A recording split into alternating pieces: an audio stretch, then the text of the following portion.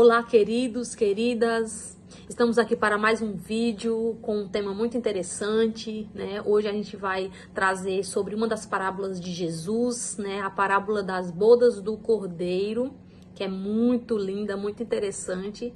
E ela está localizada no livro de Mateus, no Evangelho de Mateus, no capítulo 21, nos versos do 1 ao 14, né?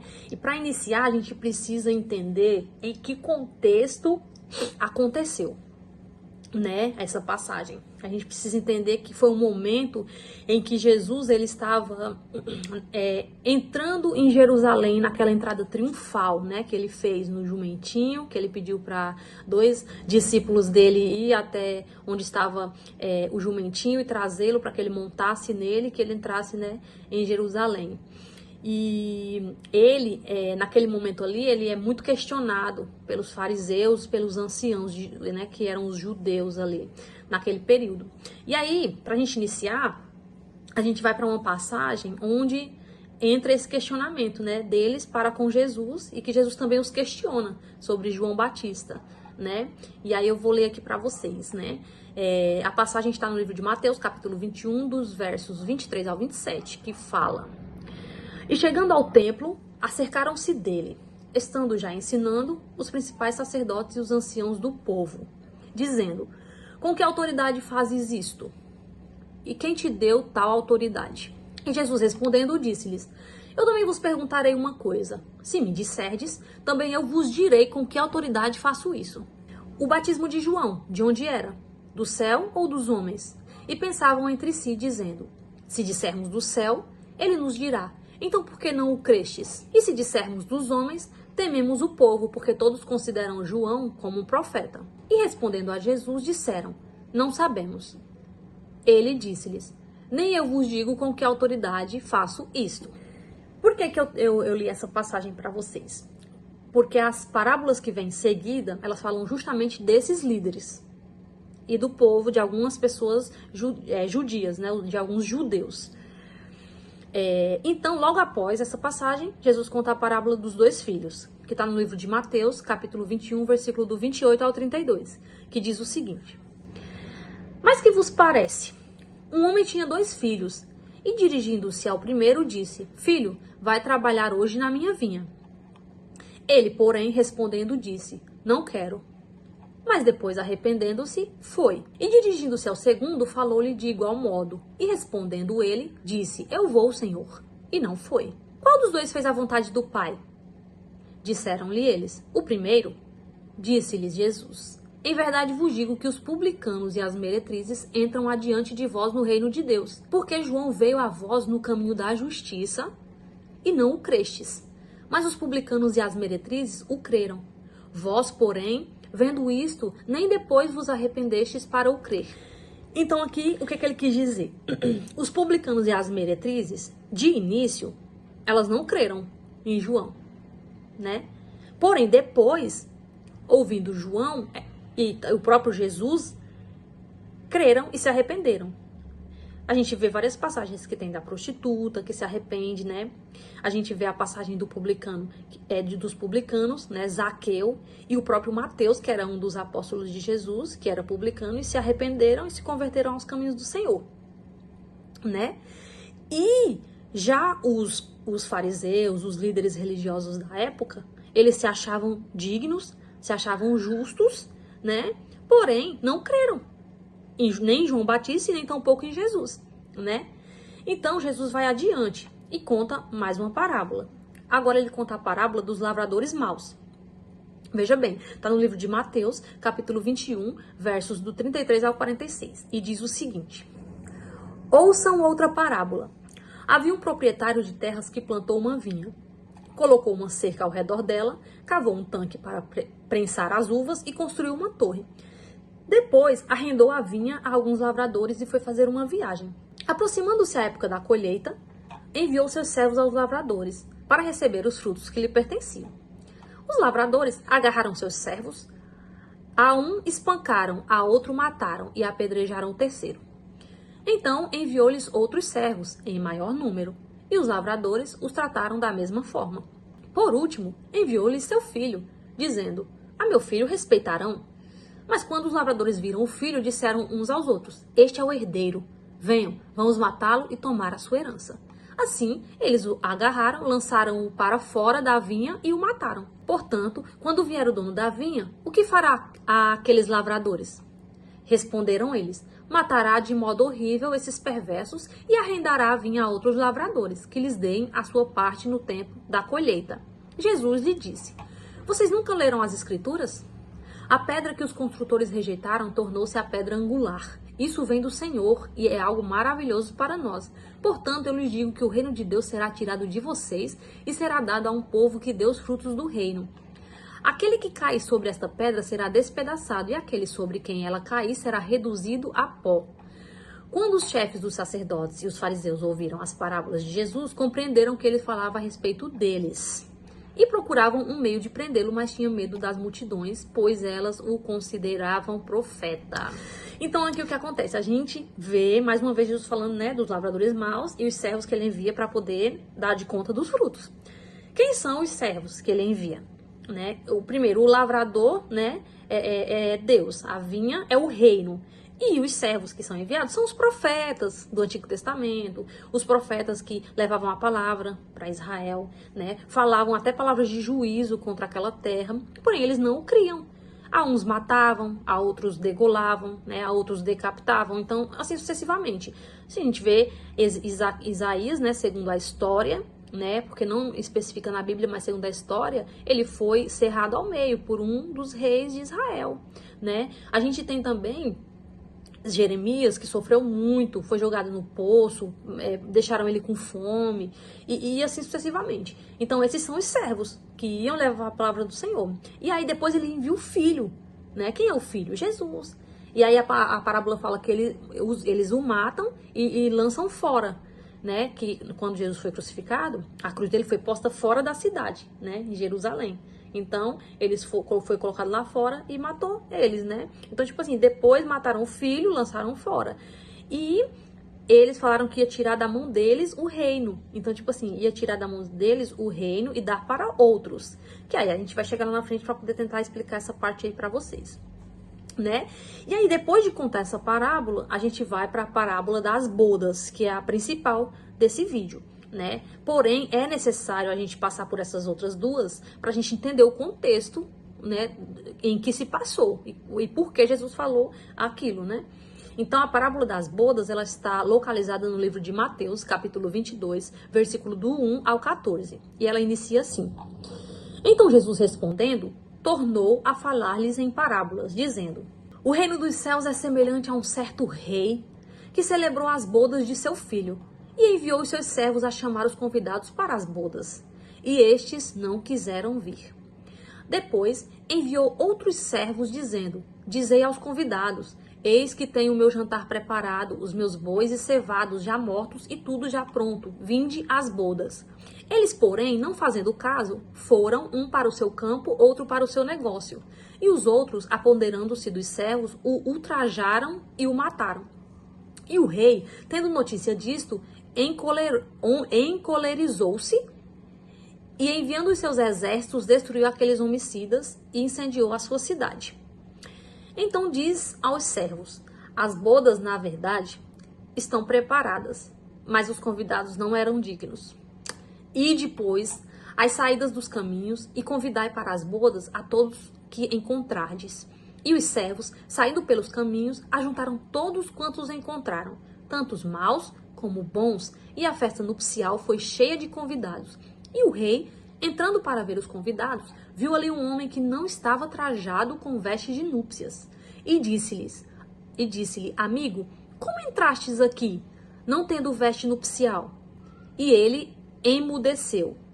Disse então o rei aos servos: Amarrai-o de pés e mãos, levai-o e o lançai nas trevas exteriores. Ali haverá pranto e ranger de dentes. E aí, no versículo 14, ele encerra: Porque muitos são chamados, mas poucos escolhidos. Então, primeiro ponto, essa parábola ela é linda, perfeita. Ela explica muita coisa, né? A gente tem que entender e tirar que aqui do texto, a mensagem principal, o centro, é o reino de Deus. Primeiro ponto. Segundo, tem aí 3 convites. Tem o primeiro convite, que é feito, é que o rei convida. O rei é Deus, né? O filho é Jesus. As bodas é o casamento, né? Tipo, e os servos que são enviados, né, para chamar os convidados, são os profetas que vieram a Israel, né? Que o primeiro convite foi para quem? Para o primogênito de Deus, que é Israel. Então, eles vieram, falaram de Deus, falaram do plano e eles não acreditavam. Mataram, degolaram, não queriam saber e não creram neles, né? E aí depois tem outro convite, tem um segundo convite, que também é para Israel, que aí é o período apostólico, né? O período tipo os servos são os discípulos e os apóstolos, né? Que iam, falaram em Jerusalém, mas muitos foram mortos. O próprio Tiago, irmão de João, foi o primeiro dos discípulos a morrer, foi, né, a espada. Teve Estevão, que foi o primeiro mártir, que também morreu, tipo, porque falava da palavra do Senhor, falava do reino, e não aceitaram, entendeu? E aí o que acontece? A gente dá uma paradinha aqui, né, e vem para a parte do livro de João, capítulo 1, verso do 11 ao 12, que fala o seguinte, ó. Ele veio para o que era seu, e os seus não o receberam. Mas a todos quanto o receberam, deu-lhes o poder de serem feitos filhos de Deus, aos que creem no seu nome. Veja bem. Então, os primeiros 2 convites foi para Israel, que era a primícia, né, o primogênito do Senhor. Mas eles não quiseram, não aceitaram que Jesus era o Messias, negaram a ele, entendeu? E aí o que acontece? Depois do primeiro e do segundo convite, no verso 7, a gente vê que depois ele ficou cheio de cólera, né, de ira, e fez o quê? Mandou destruir a cidade, né? E aí muitos estudiosos, escritores acreditam que, eu também sou dessa linha, que acredita que a cidade foi incendiada, né, e tal, foi no período foi no ano 70 depois de Cristo, quando o general Tito, né, destruiu Jerusalém, acabou com o templo, era um general romano, né, que na época Israel era uma província romana, e acabou destruindo a cidade, entendeu? E aí o que acontece? Existe aí um terceiro convite, né, e aí o terceiro convite é para o povo gentil, né, que muitos israelitas tiravam como indignos, como pessoas que não mereciam, não tinham a lei do Senhor, nessa linha, sabe? Então, tipo assim, principalmente quem tinha esse pensamento eram os líderes religiosos. Eles eram o que mais, entendeu? E aí a gente vê na parábola que fala que no terceiro convite foram chamados tanto os maus como os bons, né? Tipo, o que significa? Significa que não importa que tipo de vida você levou até hoje. Não importa que tipo de pecado você cometeu. Não importa como você viveu até aqui, entendeu? Tipo, aquele que aceita a Jesus, que aceita o Senhor, né? Os pecados deles são apagados, né? E aí o Senhor o recebe, entendeu? E os aceita, todo aquele que crê, como filho, entendeu? E aí o que acontece? No meio, aí fala lá que no meio do povo que foi chamado, tinha um homem que ele não estava com vestes adequadas, né? Ele não estava com vestes adequadas. E o que acontece? Na cultura da época, como que funcionava? Se um rei chamasse muitos povos para uma festa, um banquete, se a pessoa não tivesse com uma roupa adequada, o rei cedia roupas para eles, né? Só que cabia a eles aceitar ou não, entendeu? As vestes nupciais, né? E o que acontece? Esse homem que estava lá no final, tipo, que não aceitou aquele homem que estava lá e que o dono da festa falou que ele não está, como você está aqui, como você entrou sem vestes nupciais, né? Esse homem, ele não estava vestido adequadamente. E o rei, como ele fiscalizava a festa, naquele momento, ele percebeu. E a pergunta, que vestes são essas, né? Essas vestes são a graça do Senhor, né? As vestes são aquele que entendeu, são a preparação espiritual para você entrar naquelas bodas, naquela festa, entendeu? E aquele homem, ele não estava preparado. Que exemplo é esse? Aqueles que foram convidados, todos aqueles que ele convidou, pessoas indignas, pessoas pobres, pessoas aleijadas, pessoas pecadoras, elas foram chamadas, né, e aceitaram a Cristo como seu Senhor. Então o pecado na vida delas foi apagado, entendeu? E elas vestiram roupas nupciais, elas aceitaram essas vestes, entendeu? Mas, por isso que fala, muitos são chamados, poucos escolhidos.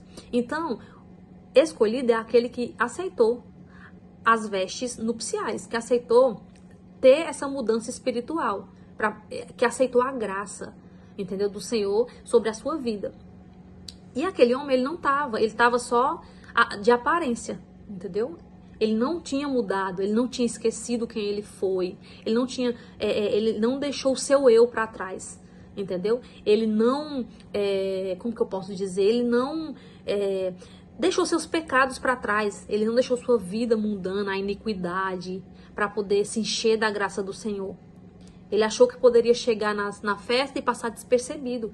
Mas o que a gente percebe? Que o rei, ele fiscalizava. Ele fiscaliza. E ele fiscaliza cada um individualmente, não é em conjunto. O reino do Senhor é assim. Ele vai nos avaliar um a um e vai ver se realmente nós estamos vestidos com roupas adequadas, se nós entendemos a graça do Senhor na nossa vida. Entendeu? E tipo assim, e a gente tem que entender que o Senhor, ao Senhor ninguém pode enganar. A gente não engana ao Senhor, né? Então o chamado é para todos, para todas as pessoas, né? E a gente precisa entender que a gente precisa ter uma mudança. Quando a gente aceita verdadeiramente o Senhor, a gente tem uma mudança. E essa mudança, ela ocorre de dentro para fora. Que não foi o que não aconteceu com aquele homem que foi encontrado ali. O rei fiscalizou e viu que ele estava sem roupas nupciais. Então ele não estava preparado espiritualmente para estar ali. E aí o que aconteceu? O dono da festa pediu para os servos o prenderem, acorrentá-lo e jogá-lo no exterior, tipo, onde lá acontece o arder, né, o choro e o ranger de dentes, que significa o sofrimento eterno, né? E é isso que o Senhor quer ensinar. E ali ele dá esse exemplo para os líderes religiosos, que negaram ao Senhor, não creram, se diziam dignos, né? E aí também muitas pessoas que são muito religiosos, né? Que tipo estão acreditando que são dignos, que têm a lei, mas interiormente eles estão da mesma forma, não tiveram uma mudança, né? E a gente deixa aqui uma pergunta: e você? Como estão as suas vestes? Você aceitou as vestes nupciais que Jesus lhe deu? Se não, aceite as vestes, porque Ele está esperando, Ele está aguardando para que nós possamos participar das bodas, né? E receba essas vestes, porque o Senhor as dá gratuitamente. É só você crer. É isso, gente, é isso.